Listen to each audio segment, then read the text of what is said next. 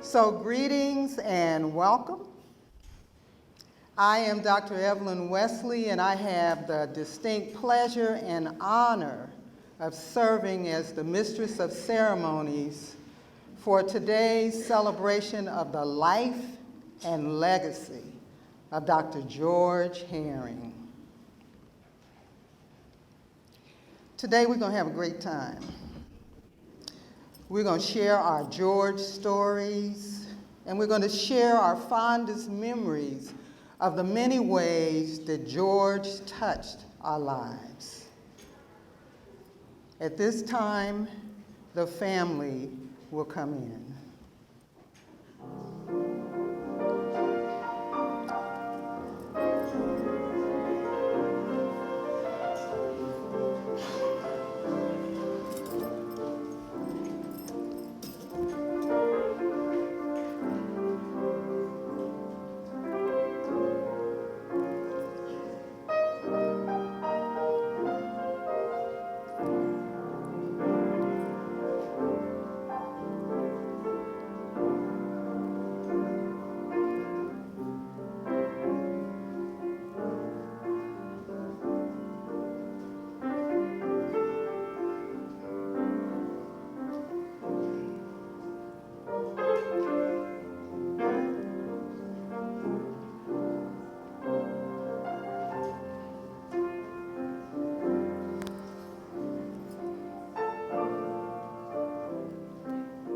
Okay, you may be seated.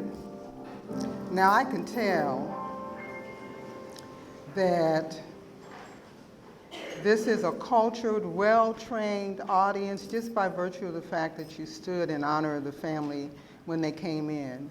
This definitely is a sacred moment, but it is not a religious ceremony. It is a spiritual celebration of the life of Dr. George Herring.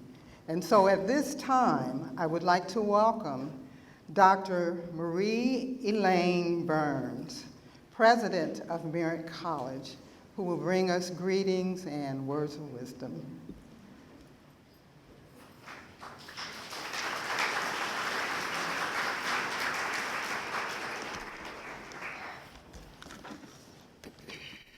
Good morning. On behalf of Merritt College and myself, welcome. To those of you who have always been a member of the Merritt family and community, welcome back. And thank you all for respecting the memory of Dr. George Herring and demonstrating your support for his family today. It is a great honor that I have the privilege to make remarks about a powerful, humble, knowledgeable, kind human being who was also an excellent leader, student advocate, community member, and family man. We here at Merritt College are working hard to continue his legacy for our students and our community. Some big shoes to fill. Although Dr. Herring's career of 38 plus years was not only at Merritt College, the majority of his educational leadership was here, so he's very special to us. I didn't have the opportunity to meet Dr. Herring, but I've heard wonderful testaments to his character and leadership.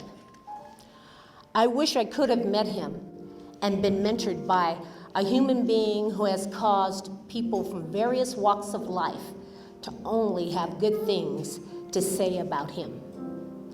I can only hope and pray that when it is my time, people say at least half of those things about my time here on earth.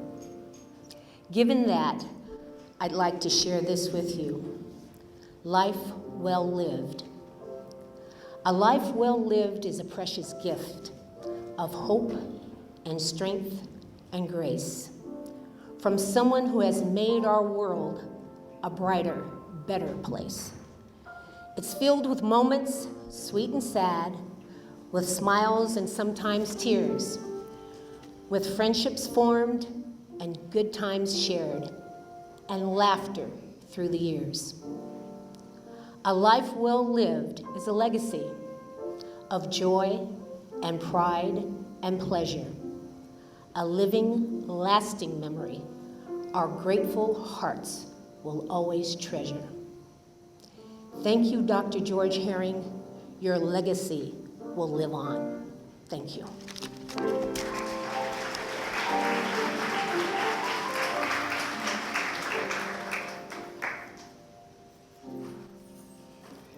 Thank you, Dr. Burns. Today we celebrate George's passions and his loves. His foundation was rooted in his love for his family. And so we begin with George's loving family. Please help me to welcome George's wife, P.J. Herring.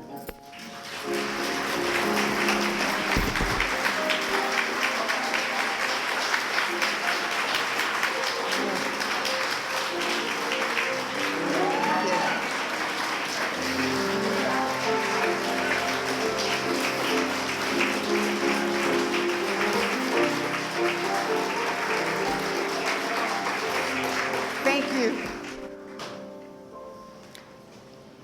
My heart is so filled with love and warmth today. I just keep seeing these faces, and I just don't know how to let you know how much it means to our family. I wanted to come up here and say, I wish I could sing, because if I could, I'd say, what a man, what a man, what a man, what a mighty good man.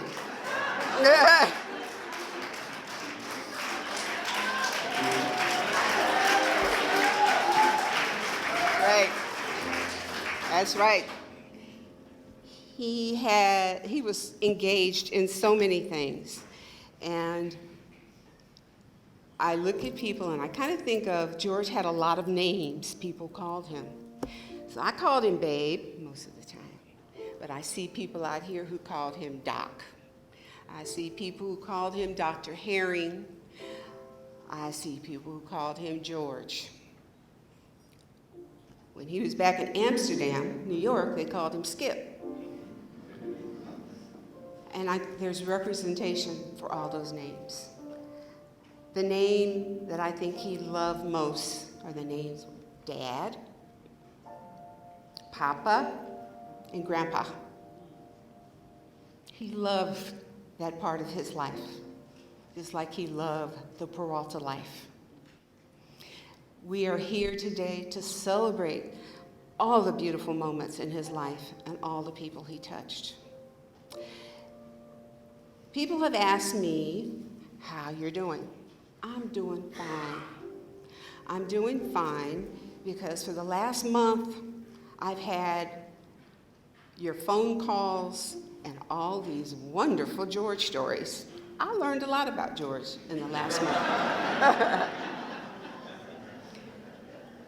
Those stories took me from the dark part of his last days back to the beauty of his life. I want you to feel my hug for doing that for me. It really brought me to a good place. I remember George, Babe. Okay, now that you've let me indulge myself, let me introduce you to our wonderful, beautiful family. First, George's oldest son, Kurt.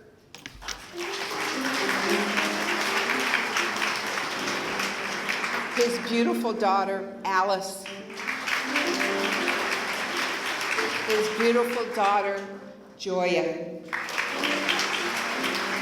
Her husband, Jay. And my baby, Jordan. That's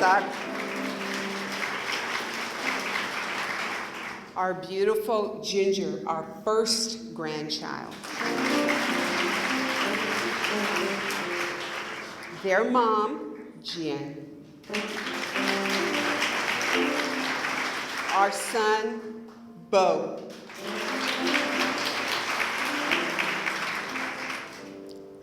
and little Bo. Stand up. And my baby Zoe. This is us. Part of my healing has been that I've been going through a zillion pictures. Anybody who knows me knows that I always have a camera out. I did some collage of memories that represent our life. Please go back there and share This Is Us, Our Life. Thank you.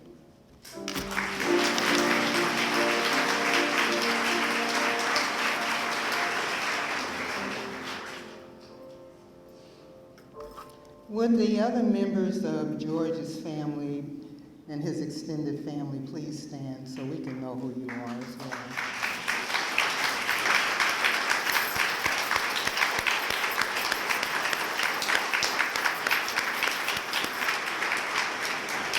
Thank you. At this time, we have a special presentation from George and PJ's grandchildren, Ginger Foster, Jordan Williams, Zoe Foster, Bo Foster. And when they finish that presentation, we'll have acknowledgments from Jordan Williams. Would you please come forward?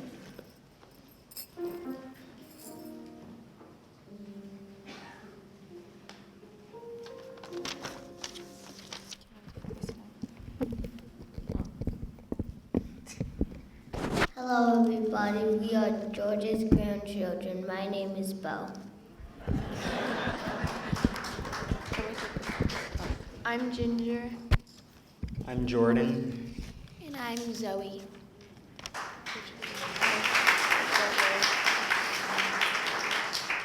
We would like to share a special moment with our grandpa, also called Papa. Grandpa was dearly loved by everyone who knew him and is one of the nicest people I have met in my life. He loved to talk about tennis, watch the Warrior games, especially the games in real time. And whenever Grandpa wanted to play tennis with Terry, he would always invite me to play with him. That always put a smile on his face. So many special moments in our lives, we had Papa there to share it with us. From traveling to faraway places to dressing up in matching Spider-Man outfits for Halloween. Papa was also there for most of our milestones in our lives, from school events to birthday parties, piano recitals, tennis matches, and family nights. We are all thankful for creating so many special memories with our grandpa. His legacy of being fun, loving, and caring will always live on within us. Thank you for listening.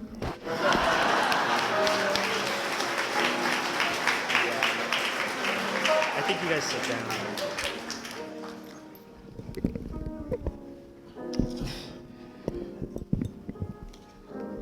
We are forever grateful to our extended family and village of friends who were there to provide support, understanding, guidance, and hugs during the more than 7 years of George's Alzheimer's journey. We would like to extend our heartfelt gratitude for the extraordinary care given to George by the loving caregivers at Willow Creek Dementia Care Center in Castro Valley, Suncrest Hospice care providers, and the medical staff at Kaiser. On behalf of the family, we would like to express our sincere thanks for every act of kindness, condolences, expression of sympathy that we have received by our many friends and associates of Grandpa. We also want to thank the Peralta Community Colleges family for your immeasurable support.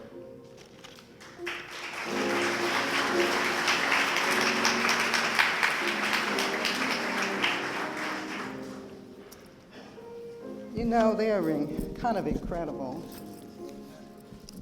It's clear that George and PJ's grandchildren are very bright, they're brilliant, and they will carry George's legacy on, there's no doubt about it. They're gonna make a positive difference in the world. Thank you so much. Now, just as the family has shared and expressed their love for George, we all love George, and we each had our special relationship with him. And as I look around this room, I don't know how it's going to be possible to give you, So I have an idea. What I want to do is to give you 60 seconds. And in these 60 seconds, I want you to turn to the person next to you and share your special George story with them. Now, when I give you the cue, I want you to go. Go.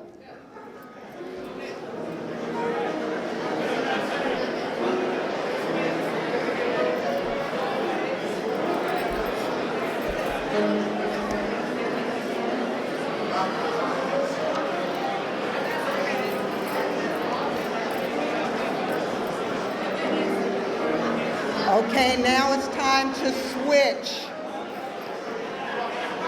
Switch and let the other person tell their story.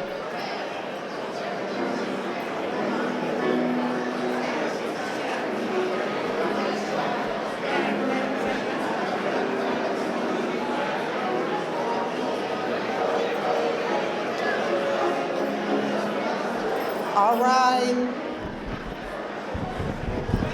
Time's up. Okay, I need you to come back into the room.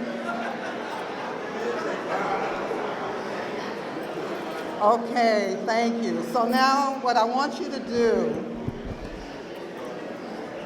I need your attention. When you leave here today and they ask you about today's program, I want you to now you'll be able to say that you were asked to speak and to share your special George story at the memorial.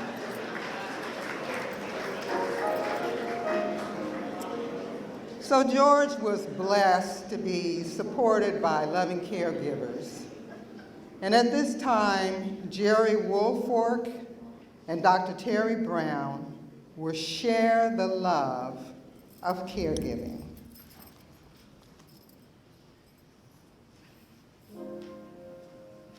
Thank you, Dr. Wesley, and to the family, friends, and everyone who is gathered here for this moment of celebration.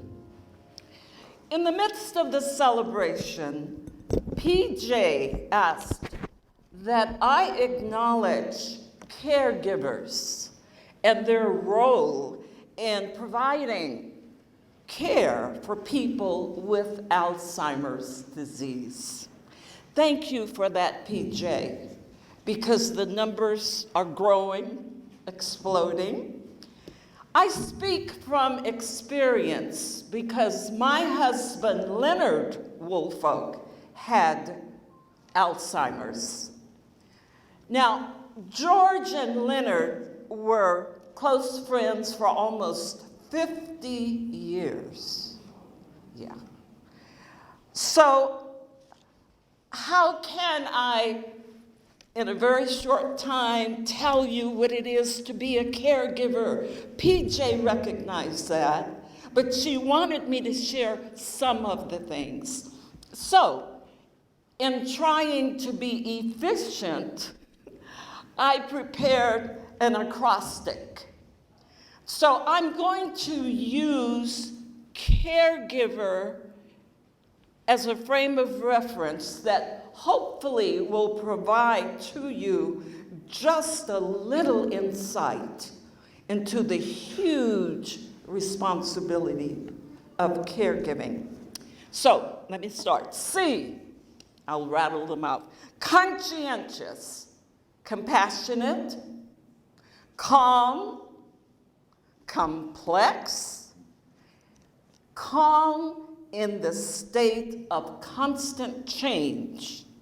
A, an advocate who is artful in managing the complexity of the arduous tasks that a caregiver must perform are respectful, resilient, and relentless. R also represents relationships with family, with friends, with the vast community of people who provide medical services, and anyone, a relationship with anyone who is connected to the person with Alzheimer's. E, energetic. A person must be energetic because the tasks are ever present. There's no day off. Exhausting. Many of you may have heard of the book, they call it the Bible of Alzheimer's care, the 36-hour day. Days are really 36 hours. G is being gentle and good-natured, even when the person receiving the care is not gentle and is not good-natured. But caregiving is an ultimate gift, not just to the person receiving the care, but also to the person giving the care. I, intense and at times isolating, while at the same time, the caregiver always has to be inclusive, imaginative, innovative, intuitive, and inspirational. V, vibrant, versatile, vigorous, and the voice for a person whose own voice has gone silent. E, engagement in endless responsibilities and tasks and not sleeping, but being engaged. R, rewarding. Caregiving is full of rich remembrances. And yes, it's even romantic. I would just love to see how you would kiss George and rub him and give him his little apple slices. Rewarding. Now, that's only a snapshot of what it means to be a caregiver. If you know a caregiver, call that person, send a card, say a prayer. Give them respite. Now, the other part of my presentation to you is that PJ has a poem that brought her comfort during her Alzheimer's journey with George. The poem is written by Michelle DeSocio, who wrote it while she was caring for her mother, who had Alzheimer's. PJ asked that I read this to you, as I said, and I will. That's the name of the poem, I Will. Thank you for laughing, you got it. I will. When you forget, I will remember for us both. When you get lost, I will find you. When you are sad, I will be sad with you. When the fear comes, I will comfort you. When you cry, I will dry your tears. When you lash out at me, I will not be angry. When you repeat, I will have patience. When you forget my name, I will understand. When you can no longer eat, I will feed you. When your legs fail, I will carry you. When you long for home, I will be your safe place. When your journey is ending, I will be by your side. I will love you for eternity. I will. God bless the caregivers.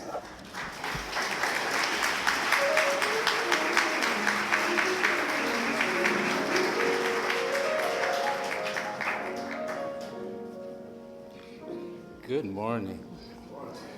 Okay, well, I wish I had something prepared, but I have a problem. The word friend. I had to come up with a new definition of friend. This goes back a while, so I'll preclude all of this and take you back in time. This is a period when I was in high school, and my brother-in-law and I were leaving southern Illinois on our way back to Chicago on a nice early wintry day. The snow flurries turned into a blizzard, and the temperature precipitously dropped below zero. We found a patch of ice. The car spun out, went into a drainage ditch, and a farmer called a tow truck driver to come and get us. This guy said he could fix it, but it's going to take a couple of days. So here we are in this little small town in a rural area of middle of Illinois, and there was a regional wrestling high school tournament going on. So every place was packed. There was no motels, there was no hotels, there was no friends. We were stuck, and by now the blizzard was in full force. My brother-in-law, Kwaku, reached into his brief and pulled out what looked like a small telephone book with all these names, all these people, all these organizations. He was a lawyer, but there was only one number really in that book. So he called the number, and this guy got out of bed, drove about 75, 80 miles to come and get us through this blizzard, handed us some hot cocoa, cursed out my brother-in-law, and then drove us home. I was sitting in the back seat, and I said, you know, this is the epitome of a friend. This is the definition of a friend. Who would do that? So, fast forward, we're going into the book of George. George's life is kind of divided up into chapters, I think. I didn't know the middle portions of his life very well. In fact, he never talked about it. He would just say to me, it was 100 years ago.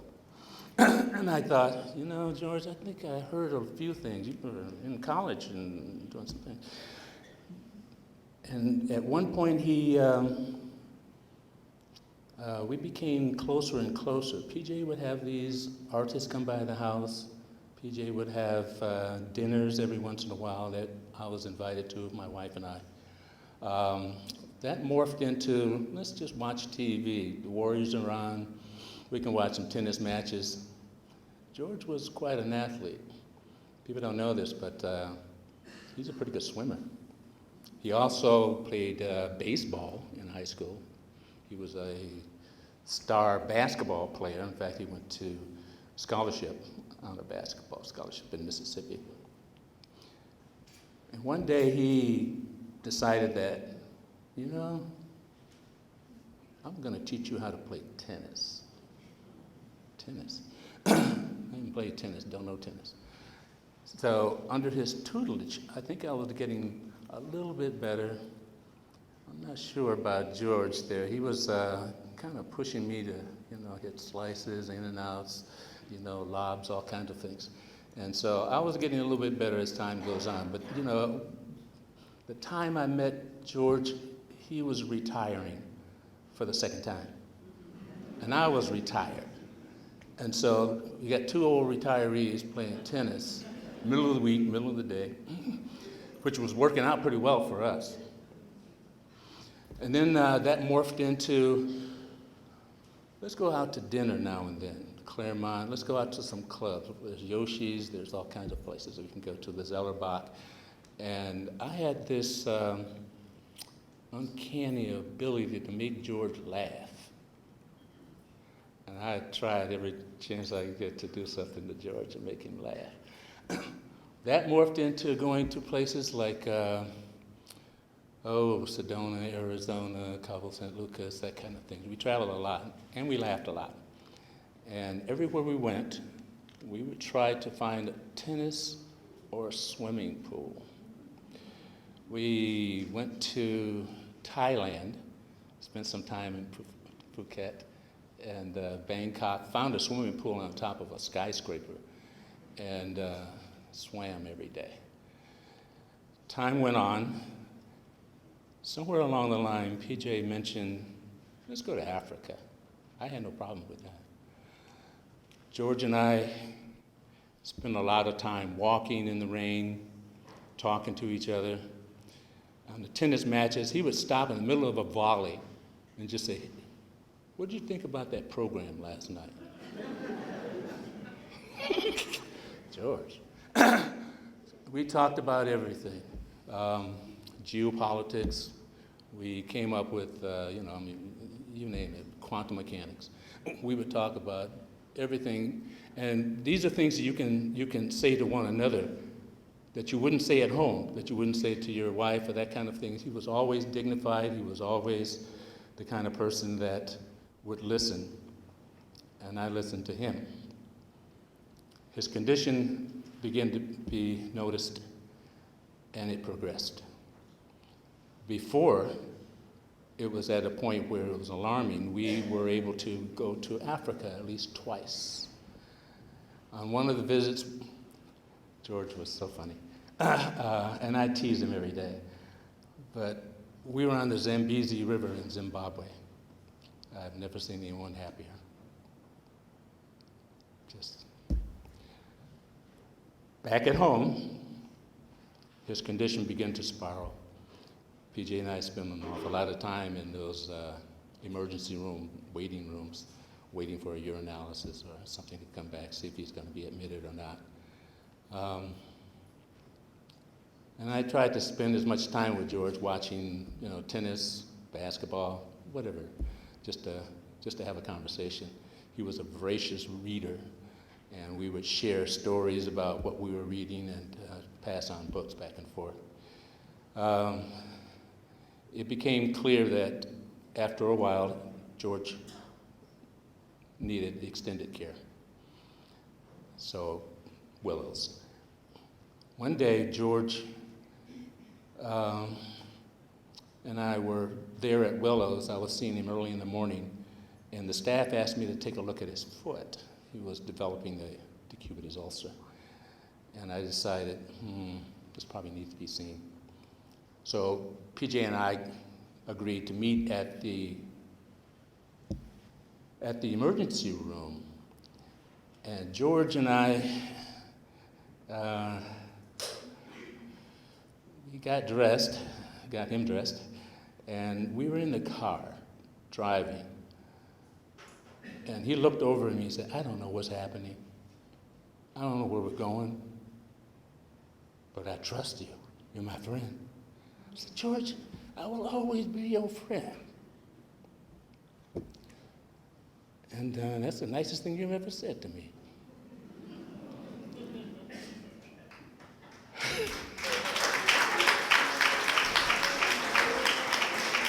George, once again, the book of George is closed. George is gone. The chapter is done. And we have memories. George, I'll always be your friend. Thank you.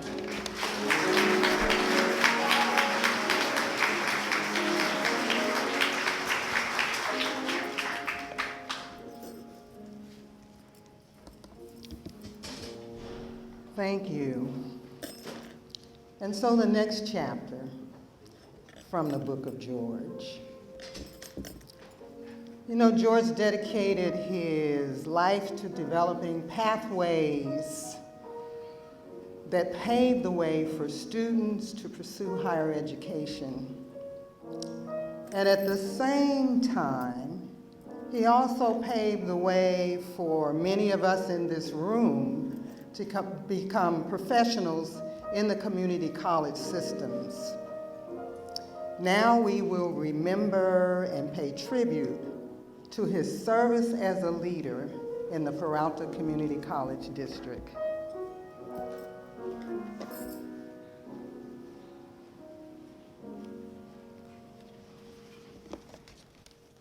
Hello, everyone.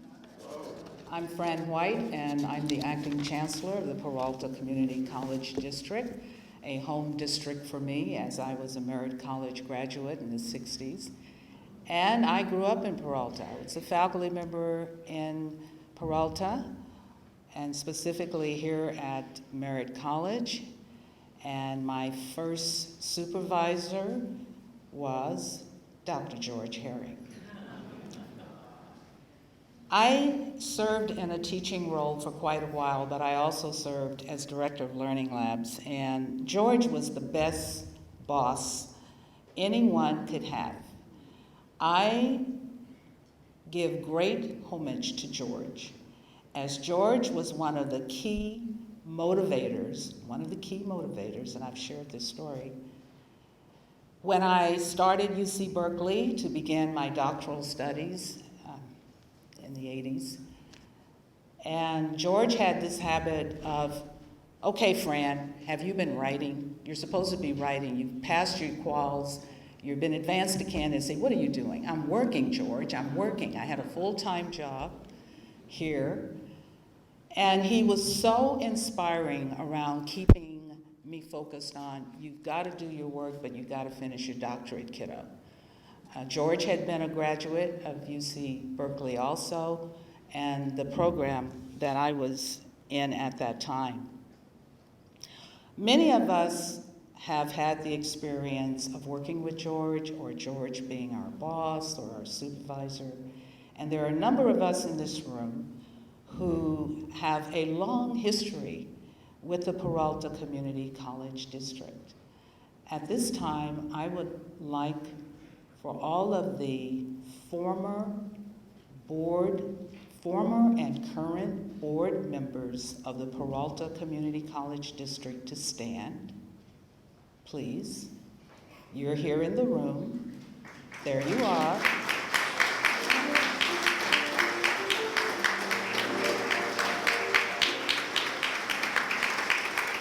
I would also like for former and current Peralta College administrators to stand.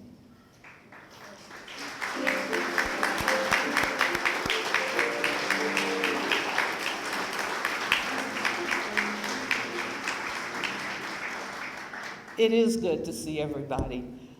And how about the former, current faculty or classified staff here at Peralta? Please stand.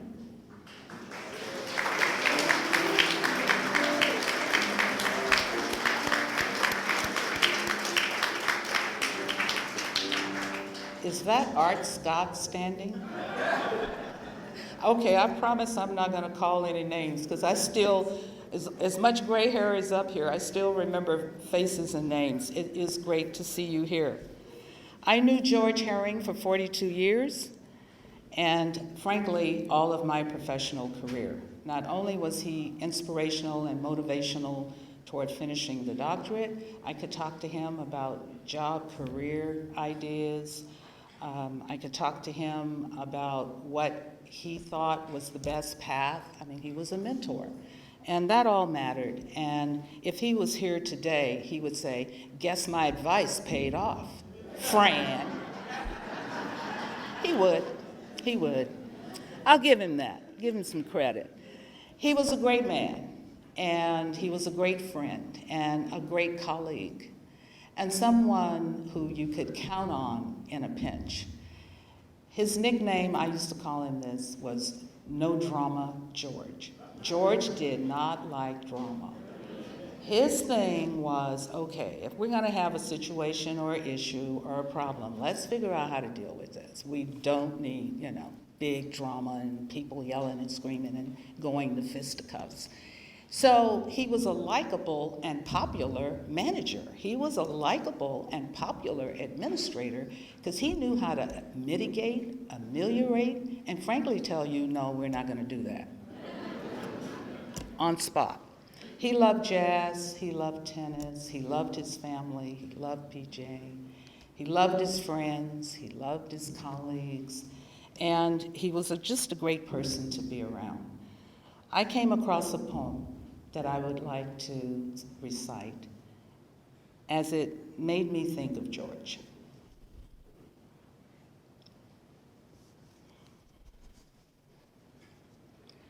So many days have passed, and yet the memory remains. And still of soft and silent nights, you come to us again. We see you as we knew you once. You seem to smile. And then we see ourselves there at your side, as often it had been.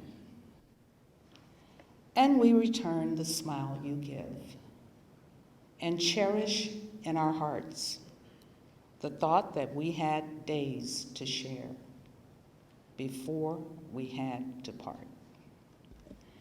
We find that time has not erased, nor has its passage paled. The warmth we held for you in our life, that love has not failed. And so, dear friend, we keep you close, although we are apart, and visit with you daily in the visions of our hearts.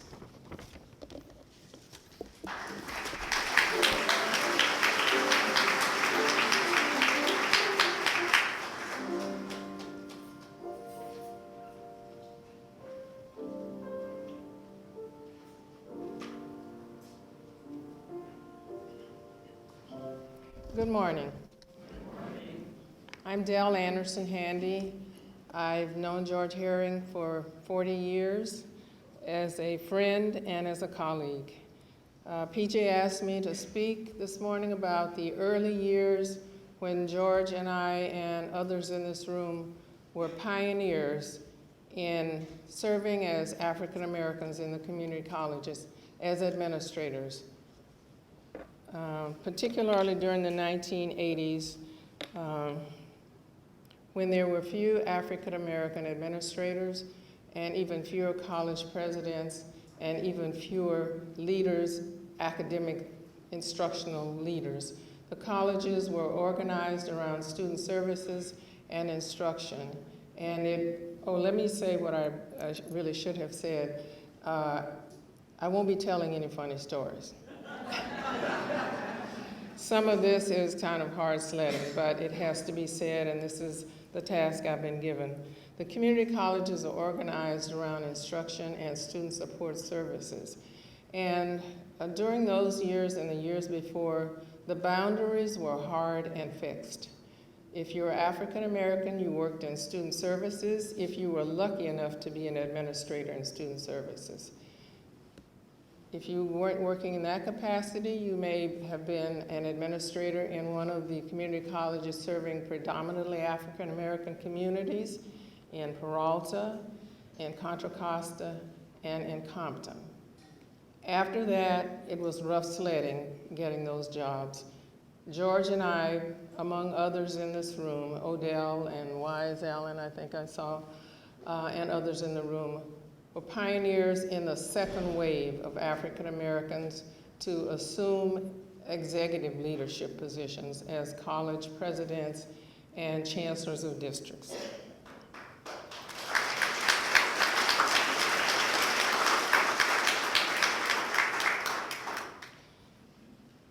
African Americans were segregated in the student services division if we were lucky enough to be there. It seemed the message was, you're not intelligent enough to be an academic leader. George and I were, and others, were among on the front lines in breaking down those barriers. We were two of the few African American administrators in the community colleges who crossed one of those barriers from student services to instruction. There are some very smart people in the Peralta District when George was a student services administrator, because he was able to move directly from a student services officer to a president of a college. That's unheard of.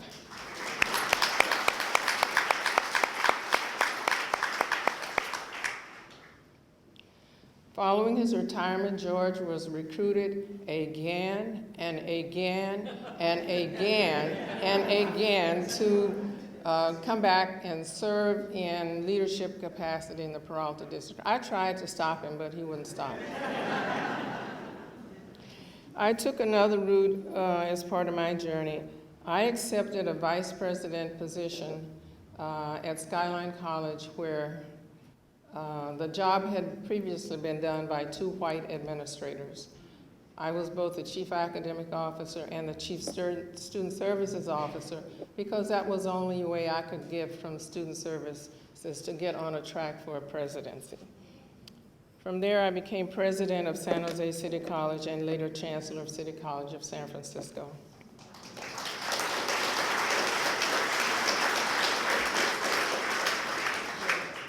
George was highly respected as a colleague in the state, in this local community, and nationally.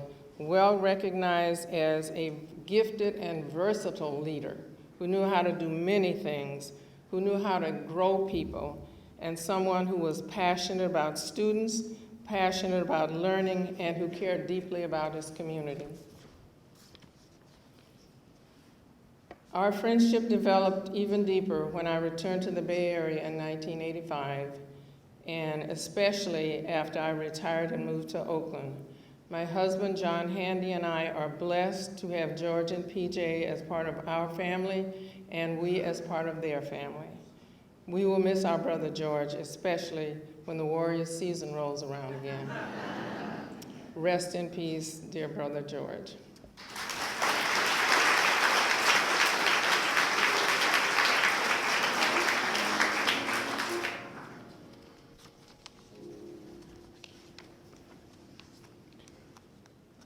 Good morning. Good morning. My name is Wise Allen, former Chancellor, Vice Chancellor, President, Merritt College President of Berkeley City College, Vice President, and so on and so on and so on.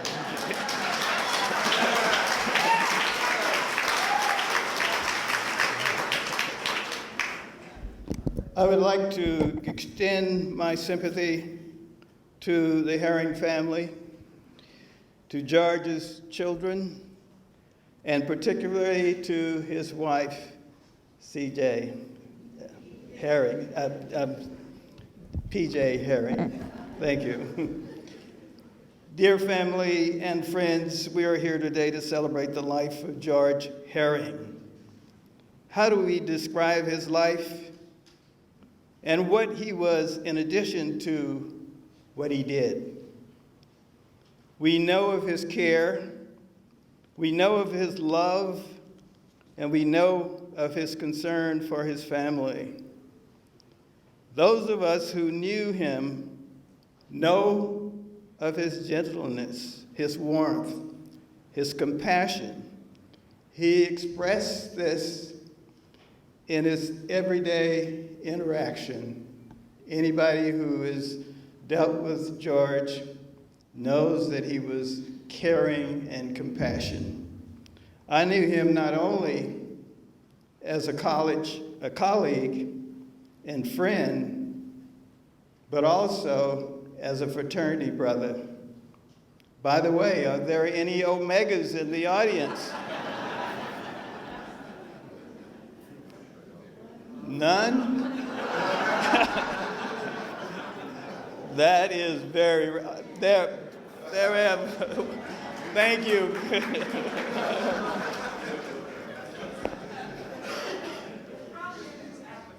Okay.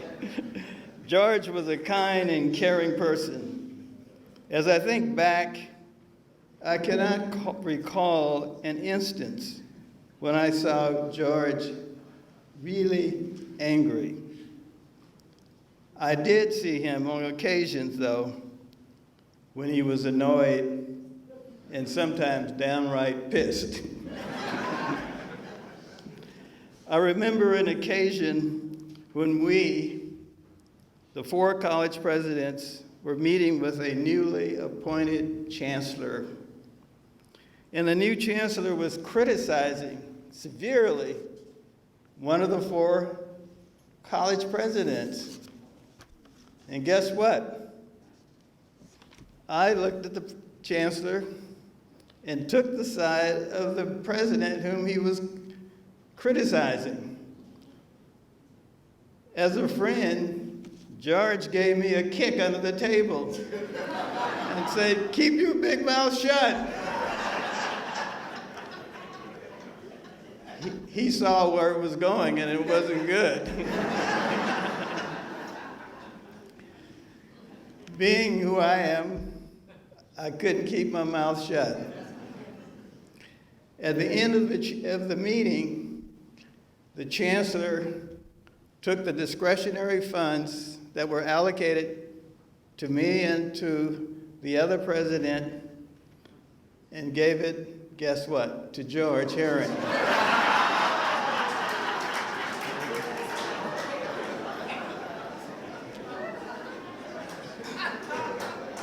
After the meeting, George said, "I told you to keep your big mouth shut." George knew how badly I needed that money because I was president of Merritt and I had promised the faculty I was going to buy all of this stuff for them. Later, after George let me suffer, he came to me and said, "Wise, I figured out a way in which you can charge up to the amount you lost to my budget." In other words, he gave the money back to me, but no one knew this except he and I.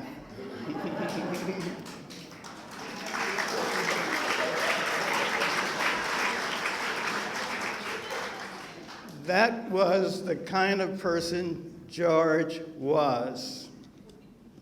He lived his life with such honor and with such dignity that at his death, it is only fitting that those of us who knew him stand up and proclaim that this was a life worthy of note, worthy of respect, worthy of honor.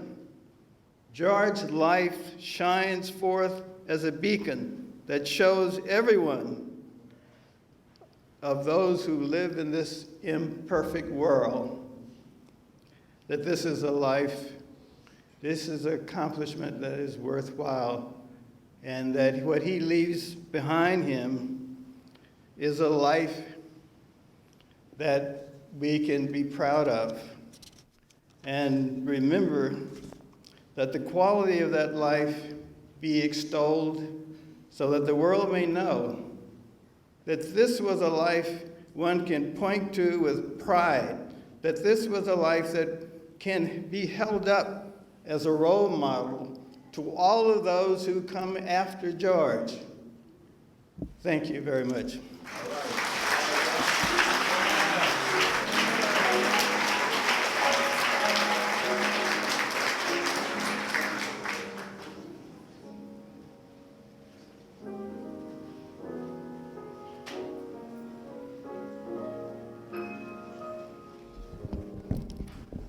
Good day. I have been asked to speak on behalf of the Peralta Association of African American Affairs. Our current president, Dr. Herbert Kitchen, could not be here today. And I believe because I was a past president of the organization, I've been asked to represent them. Also standing next to me, who will bring some condolences from the Western Regional Council of African American Affairs and the National Council of Black American Affairs, is Dr. Tammy Robinson, who is Vice President of Instruction over the San Mateo Community College District, and also President-elect of the national organization. Paul members that are here in attendance, would you please stand and be recognized?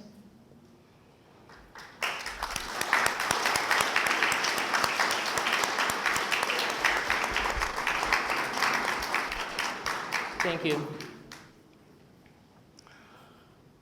George served quietly in the Peralta Association of African American Affairs and went on to be president of the Western Regional Council of African American Affairs. He did a lot of things, I felt, behind the scenes of our organization.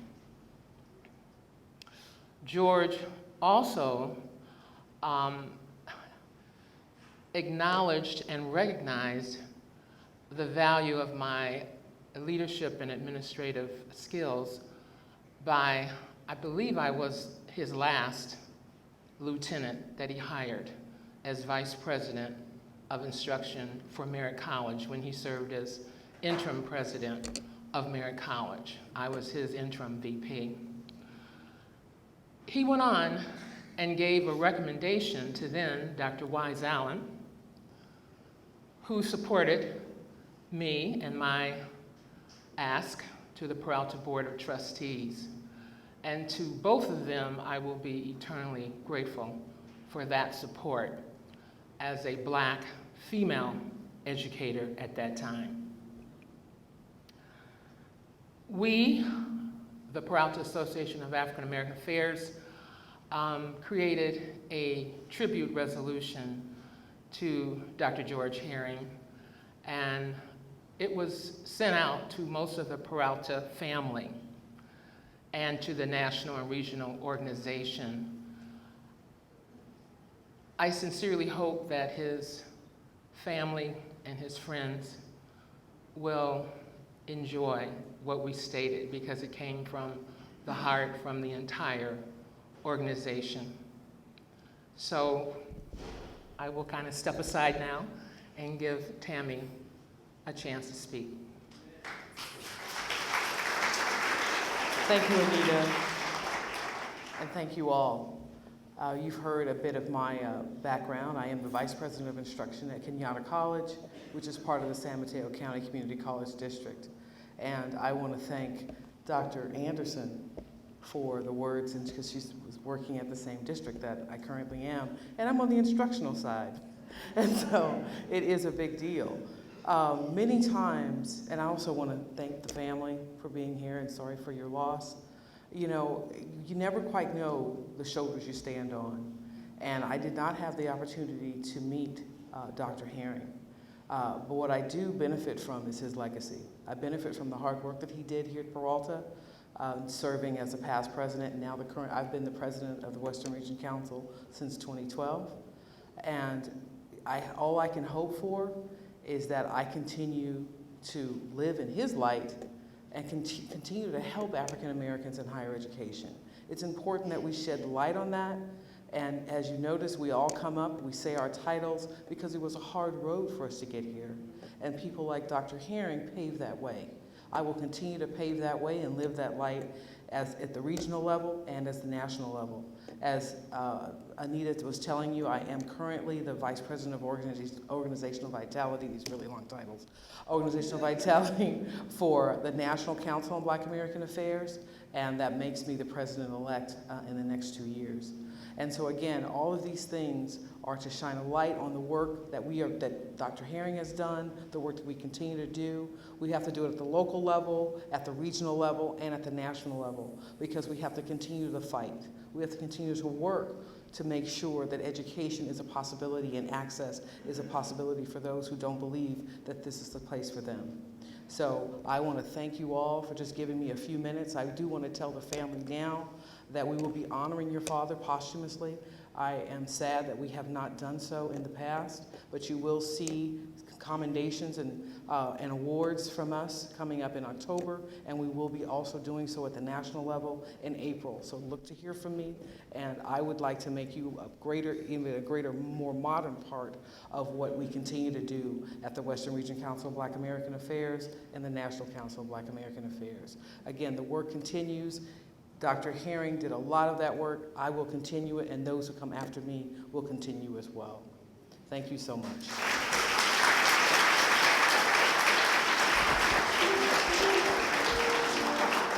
What Tam was alluding to is that the Peralta College District and the Los Positas Chabot District are hosting the regional conference for the Council of Black American Affairs in October. I believe it's the dates, I may have them slightly wrong, 16th, 17th of October. So please look forward to that information because that's where it's going to flow from. Thank you so much for giving us this opportunity.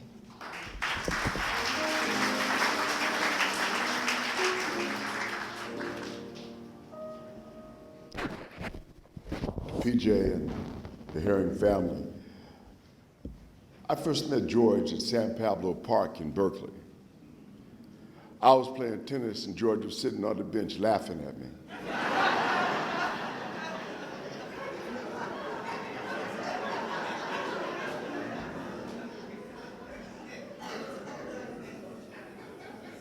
So it was really amazing when I graduated from Cal State East Bay and went to the University of California, Berkeley for a master's degree to find that George, Victor James, Clinton Hilliard were all in the class with me. And we graduated, and I went on into law school and ultimately into politics. When I graduated from law school, though, I came back, and in fact, I taught at Merritt College. And at that time, George was actually working for the Peralta District, and I was kind of amazed. He was in graduate school working on his doctorate. I didn't really know what he was doing, but I knew he had a good job, and that was impressive. So later, I went into the assembly, and when I got in the legislature, one of the districts, part of the district that I represented was Alameda. Again, George became president of College of Alameda. So I kept saying, I felt like, you remember Butch Cassidy said, where this guy keeps coming around? He never disappears. Then one day, I went into Wells Fargo Bank on 14th and Broadway, and they had this beautiful black manager there. Then I found out that was George's wife.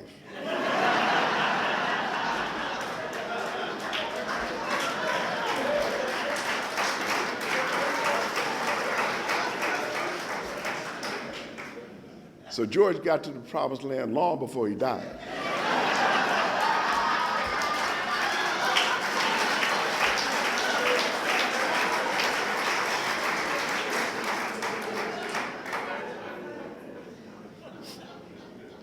After serving as mayor of Oakland, I was appointed to an appeals board. And one day after they had fired the then Chancellor, Bill Riley and Amy Stone and others came and asked if I'd be interested in serving as the interim chancellor at Peralta. And I thought, wow, what a great honor. And so I said, I'd love to have that opportunity. So I left the board I was on and became the chancellor of Peralta. Well, the first thing that I learned from the president of the faculty union was, you're not going to be here that long.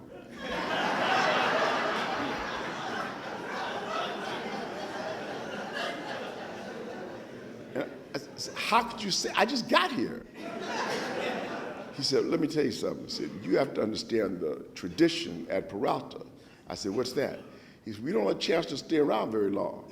I said, why is that? He said, because if we let them stay around very long, they start thinking they're running the place instead of us. But I had a secret weapon that he didn't realize. I called together 3 of my friends for dinner. It was Odell Johnson, George Herring, and Wise Allen.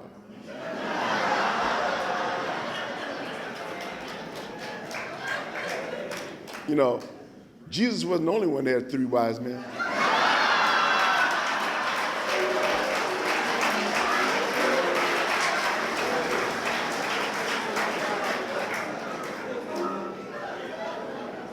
So I asked them to all come out of retirement and basically save my behind. But you know what? One of my vice chancellors, who's now passed, Tom Smith, said Peralta is not a sport. And he was right. This is the mayor, assembly, law, business, nothing compares to working at Peralta. And when you leave Peralta, you don't get a retirement button, you get an I survived button.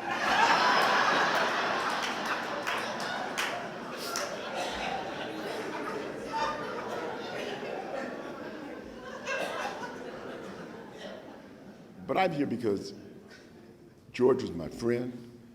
His incredible success as a college administrator has been chronicled by all those who came before me and perhaps those who will come after me.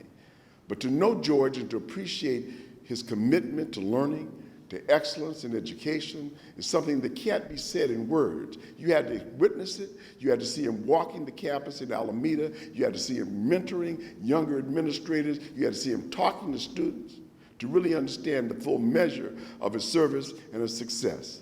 So we sit here today to just stand in awe of a great man and understand, as Cicero said, the memory of a life well spent is eternal. And that's what we celebrate, a life well spent in service to others, to his family, and to our community. Let us all celebrate and appreciate George Herring.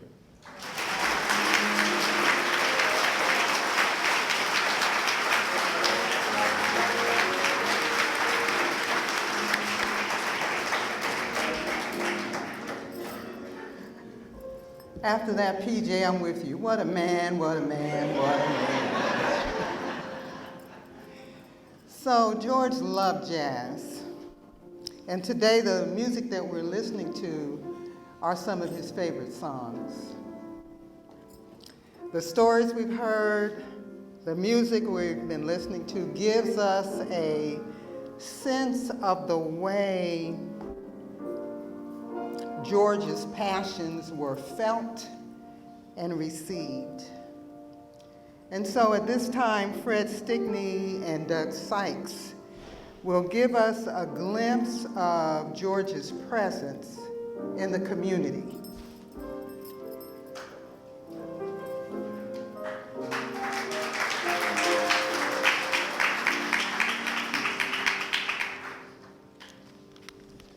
PJ. My name is Fred Stickney, and I'm the former president and CEO of the YMCA of the East Bay. I met George 40 years ago when he joined the Oakland Y Metro Board, and we became lifelong friends. The city of Oakland was in the renaissance of building new high-rise developments and community programs. The YMCA was building its new complex on Broadway, having sold the old YMCA on Telegraph. The Y Board of Directors and the Oakland business leaders, who included Bob Maynard, Frank Ogawa, Cornell Meyer, Henry Gardner, Lionel Wilson, and George Herring. Quite a leadership bunch. They were the leaders spearheading new community endeavors like the Sister City program of Fukuoka, Japan. The YMCA program renovated the Northwest Oakland Y, which became the M. Robinson Baker YMCA. Many of you knew MRB. Later, as chairman of the Metro Board of the YMCA of the East Bay, George led the building of the Hilltop YMCA in Richmond, with Bill Mott and others in a new dining hall at Oakland YMCA Camp Lomamar. George also participated in the National Y program plans and was a speaker at numerous YMCA events. A lot of you didn't know George had a prior history with the YMCA, starting in his youth in Amsterdam, New York. where he was mentored by YMCA staff that encouraged his educational goals to go to college and supported his basketball skills as well. He would go on to work part-time at the Jackson, Mississippi YMCA while attending Jackson State University, and later worked for 4 years as youth program director at the Jackson YMCA. Once settled into his career in higher education at the Peralta District, he sought out the Y in Oakland and quickly provided his leadership. George and I shared many trips for YMCA events and found we both played pool and played ping pong, which we learned at the Y. So we played each other on many occasions. The highlight of our friendly rivalry came in a ping pong tournament at the Warwick Resort in Fiji, where we beat everyone and got into the finals. I won the first game, George won the second game, and we decided to call it a tie. So we both shared in the championship of Fiji. On a personal note, my wife Sally and I met PJ on their first date, and we quickly became good friends. On the Monday after the date, George called me and said, "What do you think of PJ?" Now, there's a long story for that, so I can't share that with you. But we approved of PJ. So the genealogy for the family comes from that first date. The other bonus for us that we became so close that we went on their honeymoon with them and went to Hong Kong and the World's Fair in Fukuoka, Japan.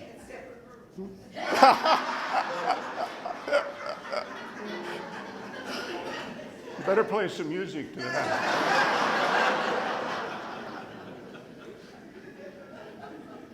We enjoyed traveling and adventuring together, so we began our rafting adventures. And Bo went on one of the raft trips.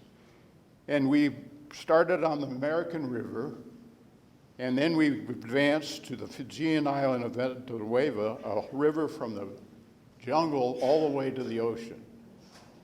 And we did it. There are lots of stories and laughter on all our adventures.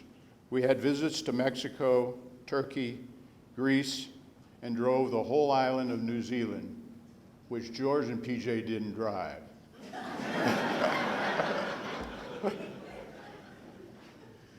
Sally and I have lots of stories and laughter which we'll share with you at the break.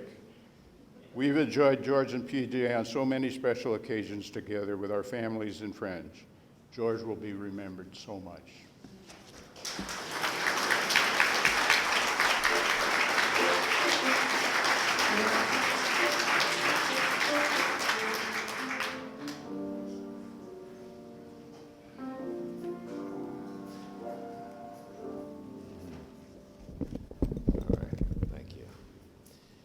My name is Doug Sykes.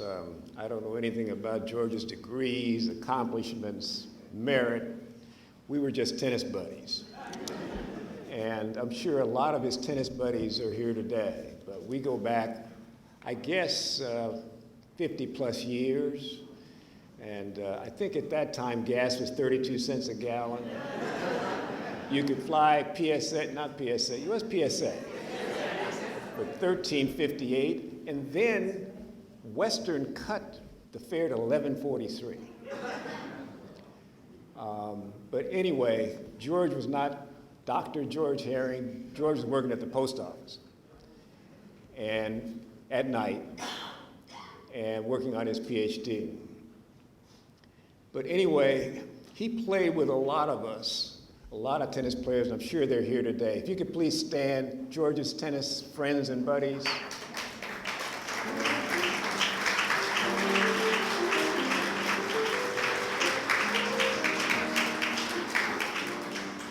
Thank you. George would want me to tell you about one of his buddies, though. He's a very close friend of mine. He was from St. Thomas in the Virgin Islands. His name was Will James. Will James was about 6'1". He was bronze skinned. He had these bright blue eyes. And he thought he was God's gift to tennis and God's gift to women. Anyway, when George passed, I called Will, and he said, "Oh, Ronaldo Barbero told me that George passed. I'm just so sad about that. I remember Imogene, Gloria, and Alice, and Kurt, and boy, but you know what? George and I stopped playing when he hooked up with that PJ lady from the bank."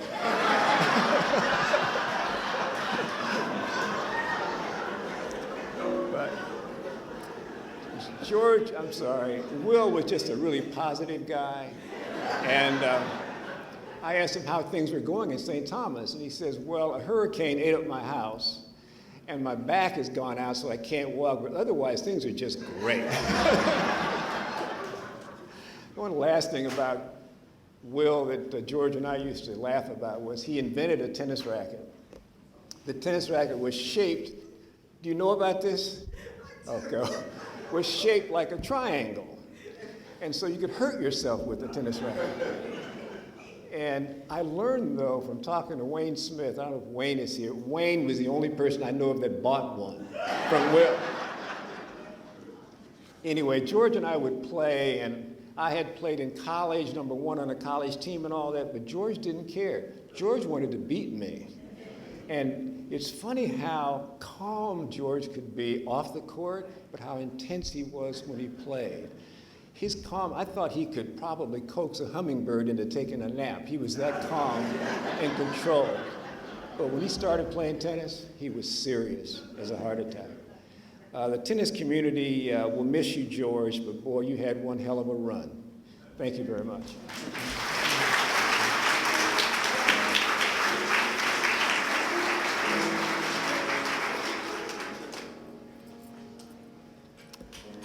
So at this time, you're going to take a few minutes to read the obituary silently. I want to make sure, though, that you open it up, look at it, how beautiful it is, enjoy the pictures, but you're only going to have 2 minutes to read this, so we keep the program going, and you'll really be able to enjoy it when you get home. And so we're going to resume our program. This 116th Congress, House of Representatives, has received from Congresswoman Barbara Lee a congressional record that pays tribute to George's many accomplishments. She states that she will always be grateful for George's kind words, his support throughout her public life, his assistance in her elections, and his wise counsel. In addition to that congressional record, there were several resolutions and proclamations that have been received, that the family will receive. And there are so many of them that we are not bringing people forward to read the whereas and the whereas and the whereas. But we have a display table that after the program, you'll have an opportunity to view these resolutions and to see who is paying tribute to George's life and his legacy. There's a memorial resolution from California State Assembly Member Ron Bonta and Senator Nancy Skinner. The Peralta Association of African American Affairs has prepared a resolution, and we want to make sure you see that and have a chance to read that. The Alameda County Board of Supervisors has presented a memorial commendation, and as I said, they're on display. There is a resolution from the 100 Black Women, and a resolution also from Peralta Community College District. At this time, we will have a presentation from Masai Madu, a representative from the city of Oakland.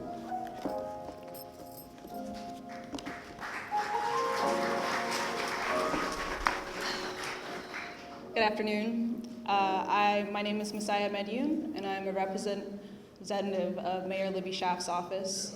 She cannot be here today, but was an admirer of Dr. George Herring's work and wanted me to present a mayor's proclamation.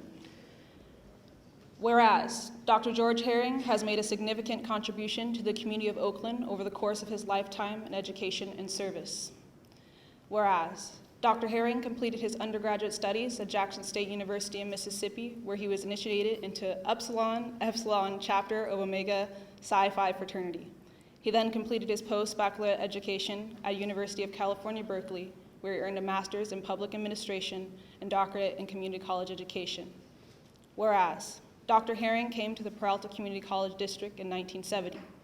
During his tenure, he served as project director, assistant dean of student services, dean and administration of development, president of City College of Alameda, city vice chancellor of Peralta College District. Dr. Herring retired in 2002 from Peralta Community College District after 32 years of dedicated service. Whereas Dr. Herring was a leader in his field. He was among the first generation of African American leaders in his community college education. He mentored and supported educators across the country who were interested in entering the field of education. Post-retirement, Dr. Herring served as interim president at both Merritt College and College of Alameda. Whereas Dr. Herring was also an impressive tennis player. He won several National American Tennis Association championships and was ranked #2 in the American Tennis Association 60-year-old category. Whereas Oakland residents benefit from the informal leadership, generosity, humility that its citizens provide. These unsung heroes are the pulse of the city and what keeps Oakland thriving. Libby Schaaf, Mayor of Oakland, wished to extend her sincere condolences and best wishes to the friends, family, and former colleagues of Dr. George Herring, whose passion, hard work, and dedication truly represent the very best of our community and has had a tremendous impact on the lives of countless Oakland students and family. Dr. George Herring lives on through his friends, family, and students that undoubtedly benefit from his hard and dedicated work in the field of education. And now, therefore be proclaimed in the city of Oakland to recognize August 24th, 2019 to be Dr. George Herring Day in the city of Oakland and encourage its recognition to remembrance by all its citizens. Thank you.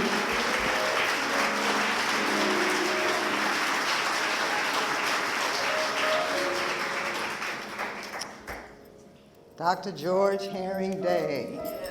Well, all right. And so we will now hear from the former vice mayor of the city of Oakland, the president of BWAPA, Desi Woods Jones.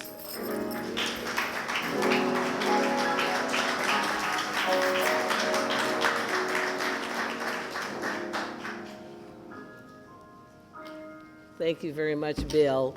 I mean, is this a celebration? And I love it because, as it should be, only George deserves a celebration of life. And so I am just pleased and honored. Thank you, PJ and family, for allowing me to come and just make a few remarks. I mean, what, again, a delight to see so many old friends and some young new ones as well. Let me just say that again, BWAPA is pleased to talk about the life and legacy of a phenomenal man. Can we say phenomenal? You know, there's not that many phenomenal people. We use that word all the time, but he was a phenomenal man. So a memorial tribute in celebration. I'm just talking, my voice is so loud. Is it reverberating? Is that all right? Okay. It, of course, was with deep sadness that we offer our condolences and sympathies to PJ and, of course, to the entire Herring family. And I have to point out the young man on the end because his name is Bo, and he hung out with my son, Robbie. And we won't tell you, because your kids and your grandkids, some of the stories that they got into, but we'll tell some of those later. And Amir, again, I think they're 3 months apart, and so the families have had a long history. And again, of course, we come with sadness at the loss of our dear brother and friend. But however, it is with great joy that we celebrate the life of this phenomenal man. So I want to tell you just a few stories, and I'm going to move right on. On a personal note, I had the pleasure of meeting George in the early 70s, and it was shortly after he came employed by Peralta College District, and I too was employed there. George and I became fast friends and remained so for over 40 years. The network of other African American leaders, as was talked about by Dr. Dale earlier, in the Peralta District was so unique. It was prior to my friend Elihu Harris, but it was unique as one of the nation's largest delegation of Black administrators in the same district. So many of you out here remember that. We had a special bond that we were able to set the trend and the model of community college throughout the nation. George was a large and significant part of that African American administrative leadership team. That included some others like John Green. We don't want to forget those in our legacy. John, Odell Johnson, who is here, Wise Allen, who is here, Dr. Christine Bessard McPhail, one of the few African American women that was a part of that team, Dr. Bill Love, I don't know if he's here, Dr. Godbold, and there were just so many others that were part of that legacy, Al Harrison, and many others. But George, as was said by Wise and others, was special and unique. He was not only active and an involved educator, he also knew the importance of community engagement and did not just hesitate to get involved in numerous community organizations, such as, again, was mentioned earlier, the business chambers, the Rotary clubs, and that could just go on, the names of places he traveled and helped, the YMCA, of course, the county boards and commissions he served on. I can recall when I was on the city council, George was working on, what was it, the naval base revitalization, LHU. He was, again, a part of those very systemic changes in terms of our city and our county. And George wasn't just a passive member of these organizations, but he took on important leadership roles, as was said by Siki earlier. But because of his commitment and passion to service, what I want to share with you is Black Women Organized for Political Action, which I am proud to be the state president.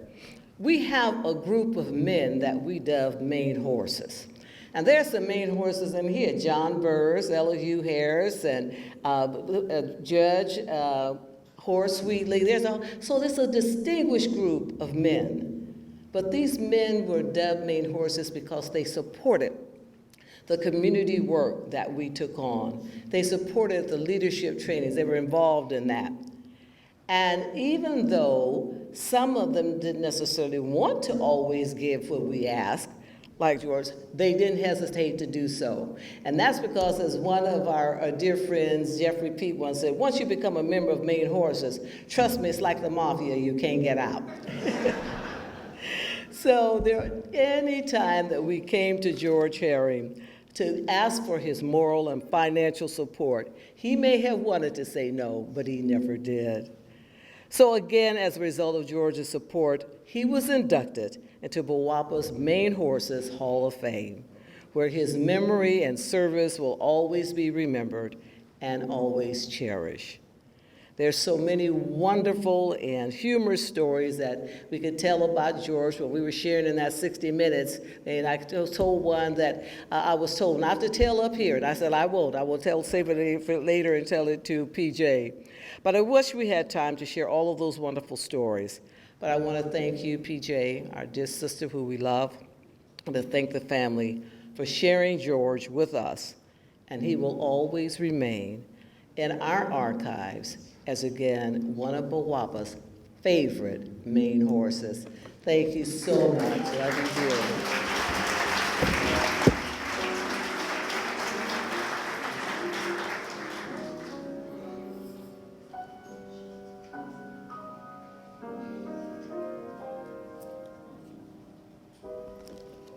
We'll have further remarks. Now, this is the place where, if we were in New York, any place around the Apollo Theater, you know there's that hook. So I don't need to say anything else. You know about the hook. So, but our hook is a little different. We have a more sophisticated hook. And Brother Derek on the piano, when you hear that little riff, as you're speaking, you know that you have just been given the hook. All right. So further remarks of love will come from Don Lindo, Dr. William Bill Riley, Alzie Roberts, Inga Marcelonis, and Rosalind McGarry.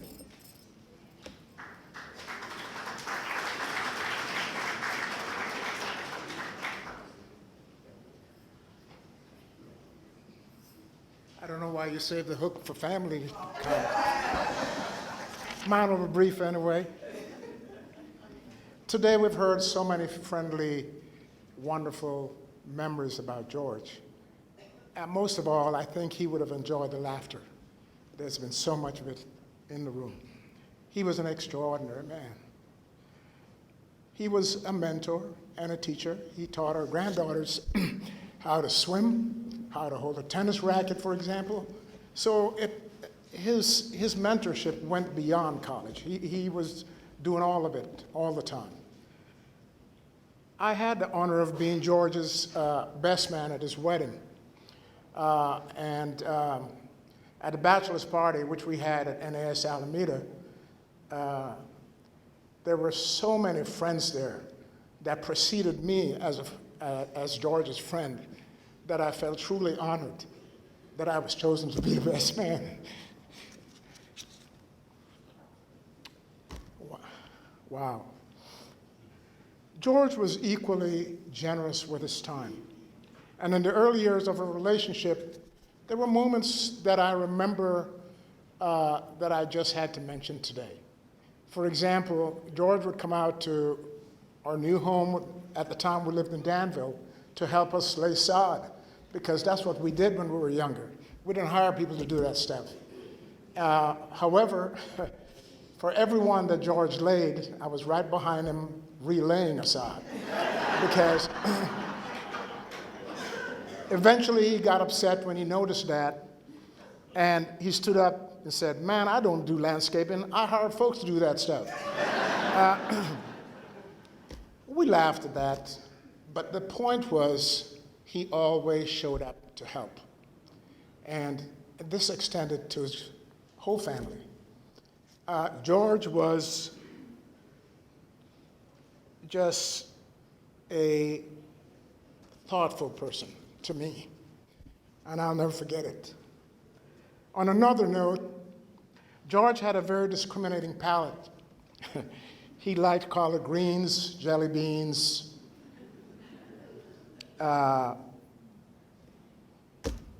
nachos, just to think of a few, but he never did any of that without his Pinot Grigio.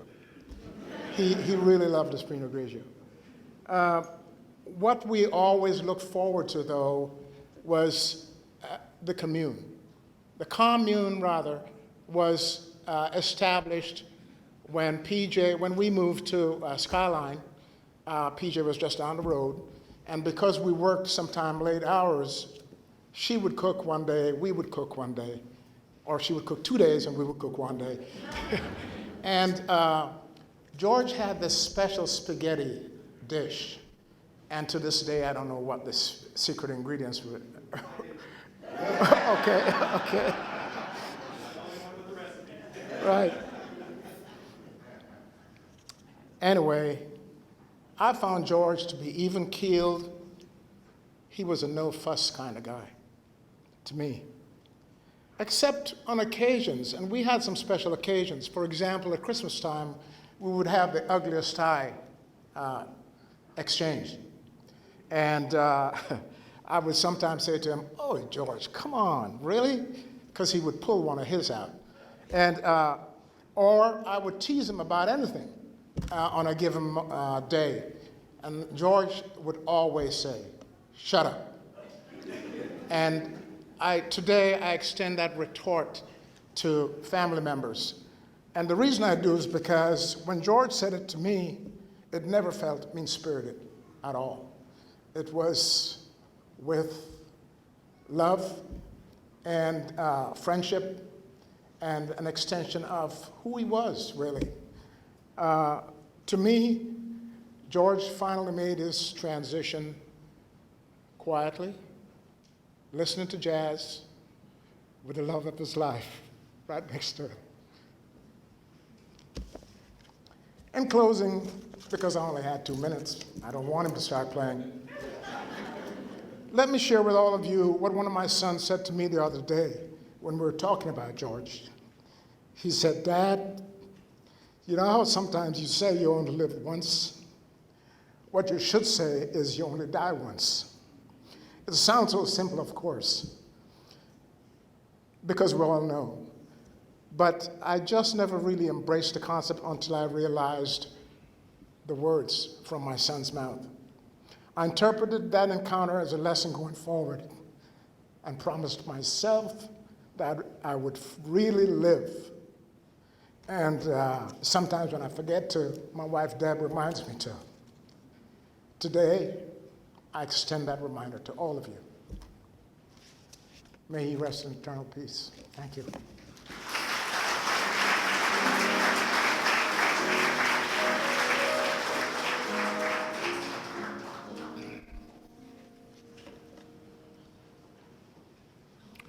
Good afternoon.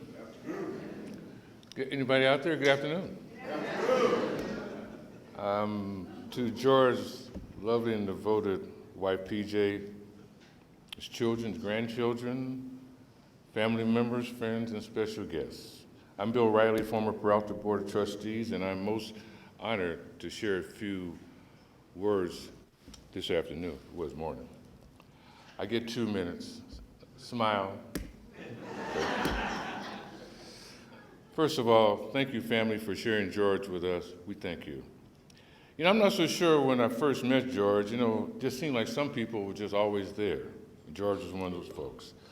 I received a call from Trustee Amy Stone. She told me, asked me, would I be on the college Alameda selection committee for president? She further went on to say, Dr. George Herring would be a very fine president for our college. You understand?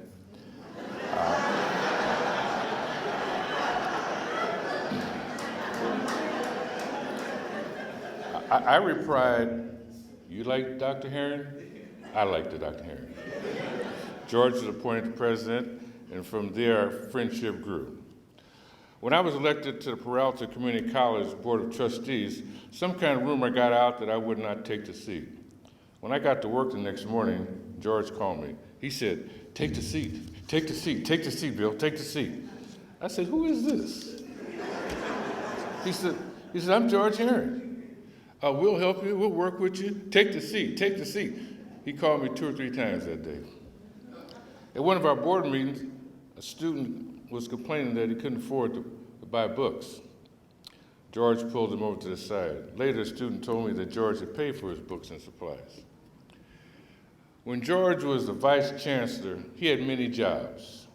One he took great pride in was upgrading our athletic facilities. But then he had an assignment to upgrade the board's conference room. He ordered these executive mesh chairs. Some of you might be sitting in them. They were fabulous. I said, George, man, these chairs are terrific. He sat down in one of the chairs with his, that George smile. He said, Bill, you really like them? I said, man, these chairs are great. But George, the mesh on these chairs, they would tear up your suit. George jumped up. The next board meeting, we had executive cloth chairs. George was a dapper dresser. He wanted nothing to do with those mesh chairs. George Herring was a good friend to me and many others. He always encouraged us to do our best. He was our hero, a kind, considerate, easygoing man, always positive and supportive. George will be forever missed, but always in our hearts. And thousands of Peralta students have benefited from his service. Again, family, thank you for sharing George with us. May God bless you.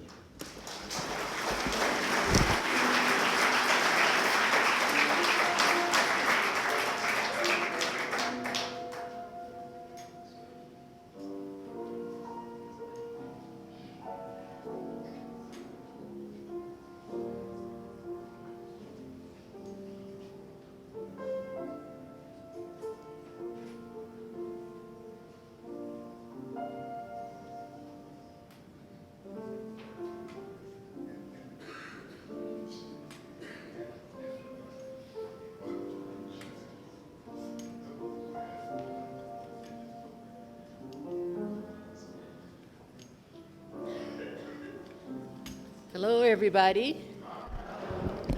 I hear the music playing.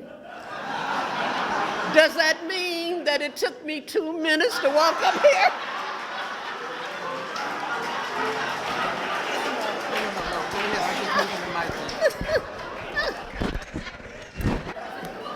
You know, that's the way it bees, as they say. Oh, I am just so happy to be here.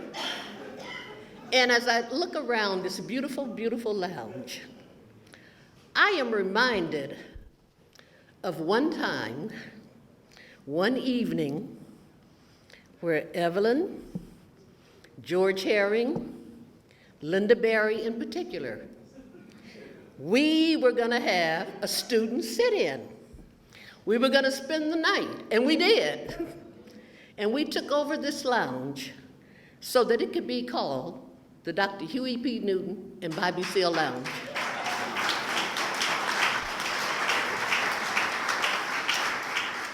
George was just one of those kind of people. And let me tell you, I met George actually before I came to Peralta. I met him through two of my cousins.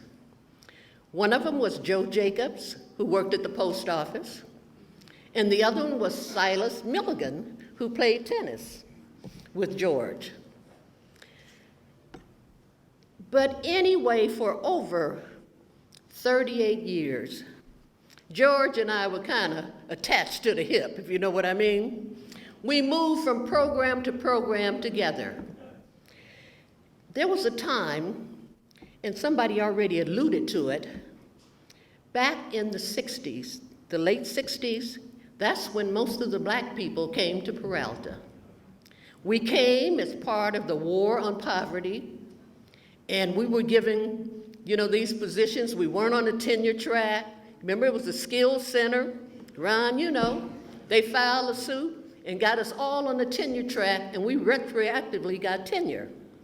Before that, we would go from grant to grant, worried each year whether or not we're going to have a job, and George was always the optimist. Don't worry, we're going to get some money, you're going to have a job. And we always did, and sometimes, we had a 1 month break or something like that before the board took their time approving it. George and I, when he came, he worked with the Ford Foundation, the concurrent enrollment program. We worked with New Careers together. We did special services for disadvantaged students, Title III, EOPS, SAM, BSU, the Mentor Diversion Program, all of these things. And all along the way, George was always, on paper, my supervisor. But everybody that knows me and George and how we operated, they knew who the boss was. And it wasn't Dr. George Herring. George and I did so many things, not only in the district, but away from the district. I always worked on political campaigns, and I had a whole group of people I would always call. I need you to endorse so-and-so. Well, I don't know, George would say. I have to find out something about that person. Well, it's too late. I've already put your name down. And it would be, okay, Al's. See, George used to tell people I was crazy. He would tell everybody that. And you know what? I was glad he did. Because when people think you're crazy, you can get away with certain things, right? And I was happy to do that. George, as well as many of you here, used to cook with the 100 Men Who Cook. Remember Desi? Elihu, all of you guys, all these men. And that was the major fundraiser for the NAACP. George, in addition, was probably the best person who thought he was my supervisor that I worked with. Because George knew how to stay in his lane, right? He believed in consensus building. He believed in teamwork. and we would sit down and collaboratively make decisions about what was going to happen. He didn't sit in his office. He would walk all around campus, talking to the students, engaging them. He was a role model for many of them, a mentor. He even did things because George liked athletics, and I was also the athletic counselor. George would stay for every home game. He would be there. And some of the times, I would even send him out shopping because the BSU would sell the food at the games. So I would send George after work saying, well, look, you got to go to Smart and Final. You got to help these students. He would be out there. He was cooking, never a mumbling word. He was probably the most generous, kind-hearted person I've ever known. And I just want to say thank you, PJ. And Bo, hi. I haven't seen you since you were a kid playing baseball with my son at San Pablo Park. I just want to say thank you, thank you, thank you for allowing me to be a part of George's life after Peralta. Thank you.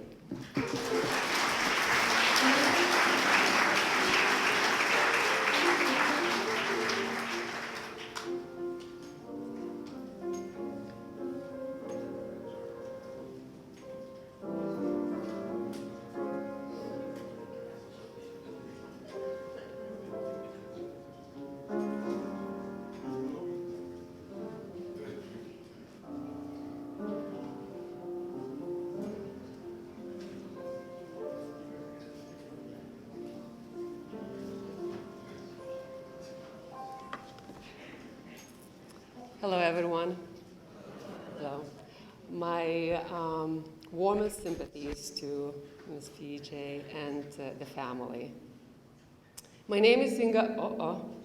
I'm a coach. You can hear me right now already, yeah? My name is Singa Marchilones. I am a faculty member here at Merritt College. Dr. Herring was my colleague and a friend of mine. I met Dr. Herring in 1990 here at Merritt College.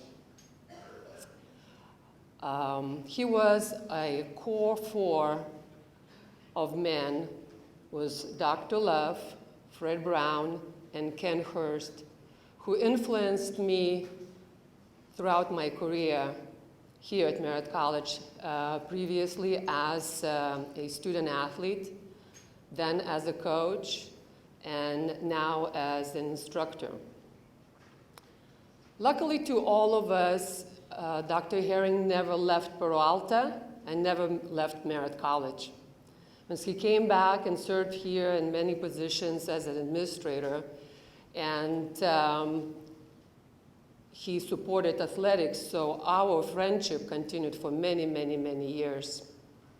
As an administrator, he was always available. He was a great listener. He maybe would not resolve all the issues, but he always had an advice and helped you with a direction. He shared his love for the family. He spoke about his grandchildren on a regular basis, and since he loved athletics, he was telling me how great his grandchildren in athletics, and I would like to follow up on that. Yes. He would talk about PJ's upcoming art shows. We would talk about travels and just life in general. I haven't seen Dr. Herring for a couple of years, and I knew he was not doing very well. But Dr. Love and Fred would update me on a regular basis. I will always remember Dr. Herring, well-dressed, with a soft smile on his face, always energetic, and for that zest of life that he had. So, George, wherever you are, I hope you're playing your favorite game of tennis and having a chill glass of Pinot Grigio. Yeah. Rest in peace. Thank you.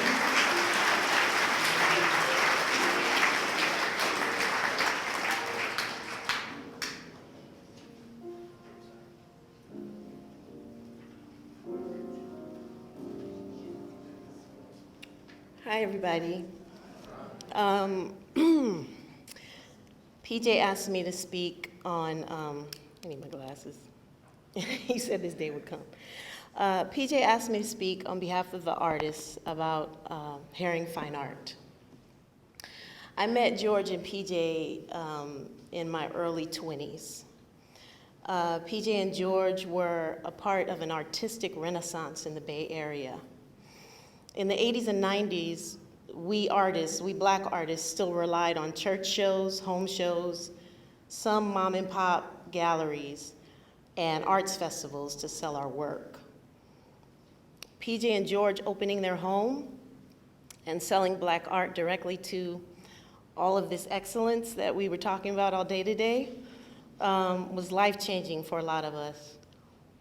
I'm wondering how many people in here have purchased art from George and PJ.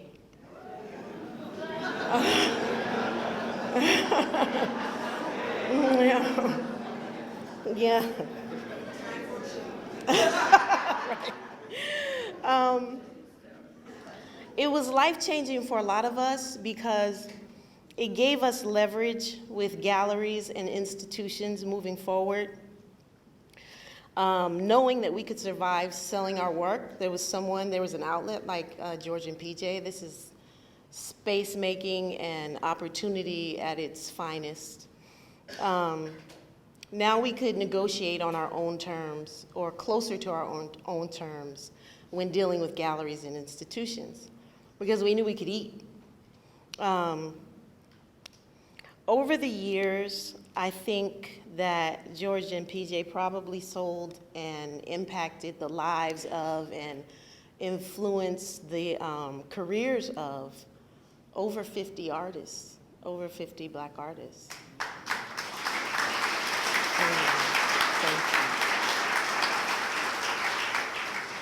PJ was sales and George was public relations, I guess you would say, right? Yeah. He kept the wine flowing.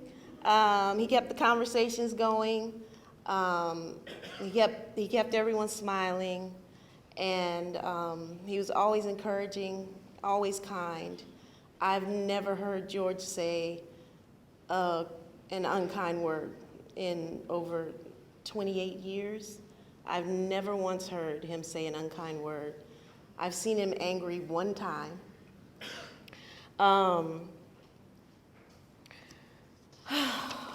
What else can I say? I developed as an artist and an adult and right alongside PJ and George. I grew up with them. I became an adult in the Bay Area. My career developed here first. Time has passed. Bo got married to Jen, my best friend. They've had 3 children. I'm godmother to 3 of 4 of George and PJ's grandchildren. And I just want to say thank you for always making me feel like family. I love you.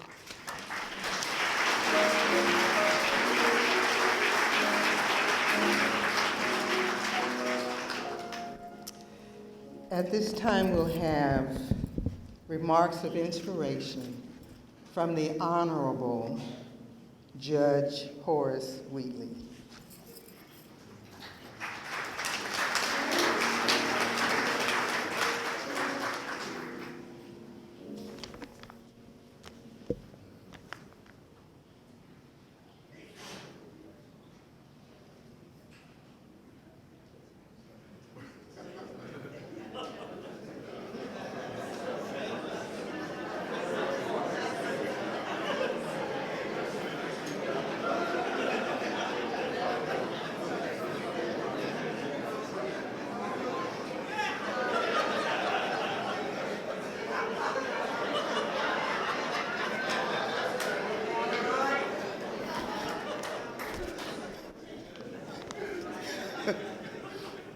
I bet you thought I was going to sing.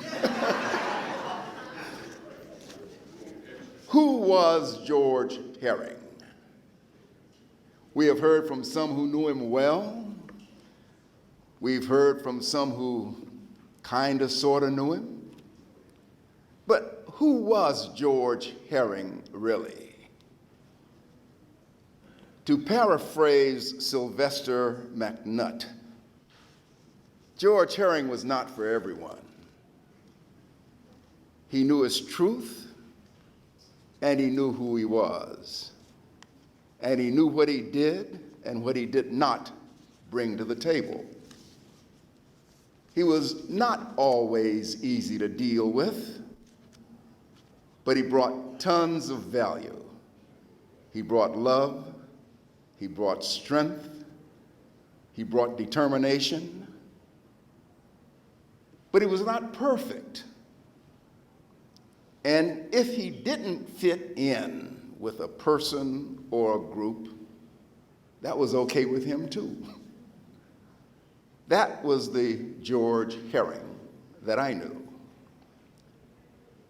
When most of us back in the day were odd-shaped squares or lopsided rectangles, George was an inverted snub dodecahedron.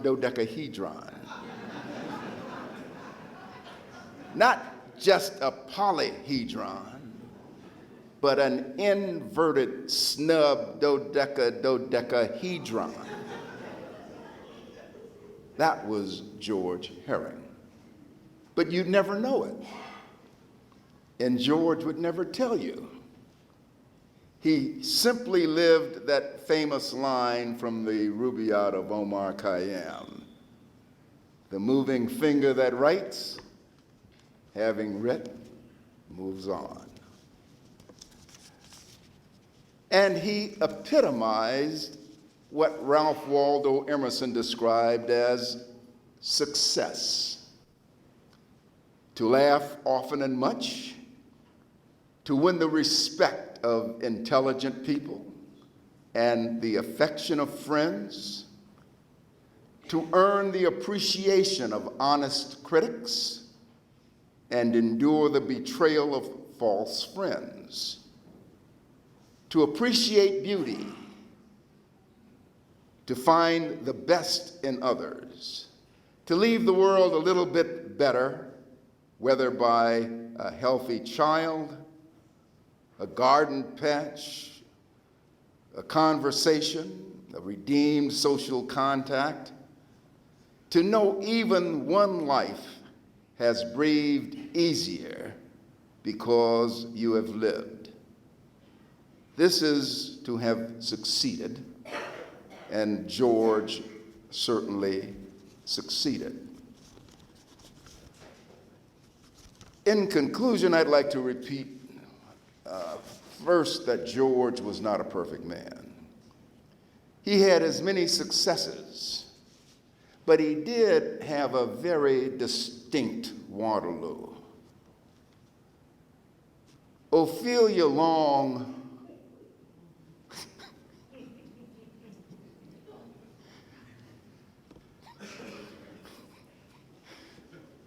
organized a group of people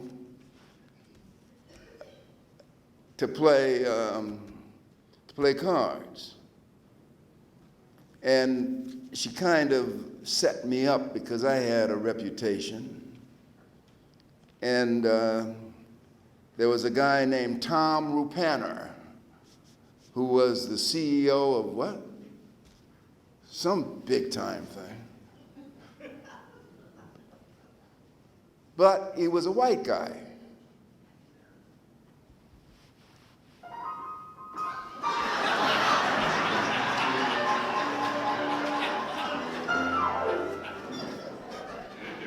Now, how many of you white people in here know how to play tonk?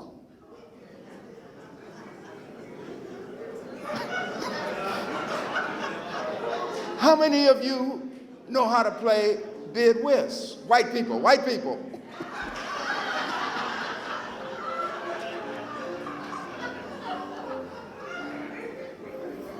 Nobody?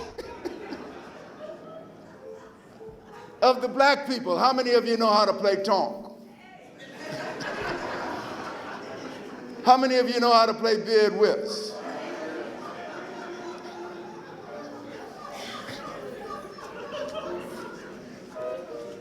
Dr. White described George as no drama George. Ms. McGarry said she never heard a rough word, rude word out of George. They never played whist with George.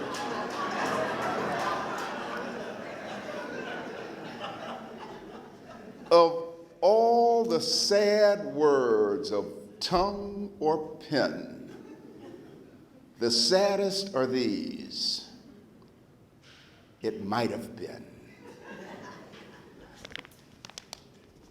I performed George and PJ's wedding 30 years ago, and so I've got a real close affection to them.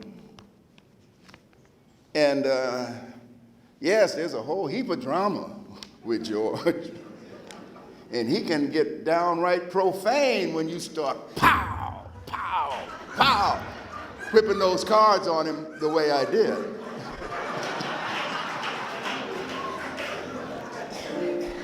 But because I want George to be able to forever rest quietly and in blissful peace, I am going to give to PJ what George wished he could have gotten at some of those whist tournament situations. This is mine, but I'm going to give it to you.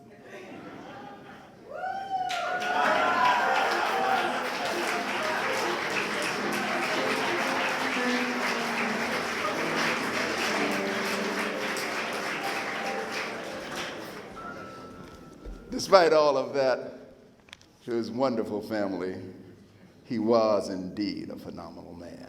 Thank you.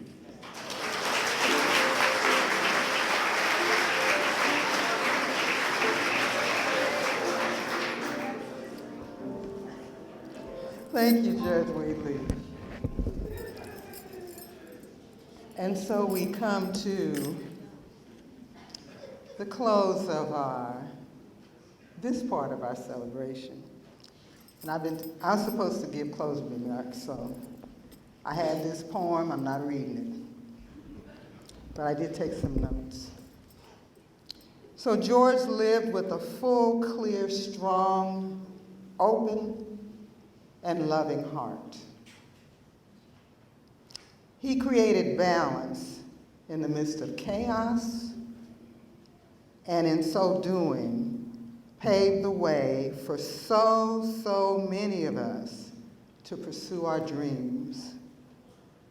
His compassion, love of life, and his intentional service in behalf of others are the reasons we can join Congresswoman Barbara Lee in being forever grateful for the life that Dr. George Herring chose to live. This concludes our program. If you haven't had an opportunity to spend time looking at the photo collage, please make sure that you do so. There's a table with a display of the many resolutions that were prepared that honors George's life, his legacy. And there is one announcement for those of you who need a ride to your car. There will be 2 carts ready to escort you when you leave the building. And you just wait for a ride. If both carts aren't there at the time that you go out, they will come around and provide you with a ride. We want to invite you now to join the family for refreshments on the terrace. Is there another announcement?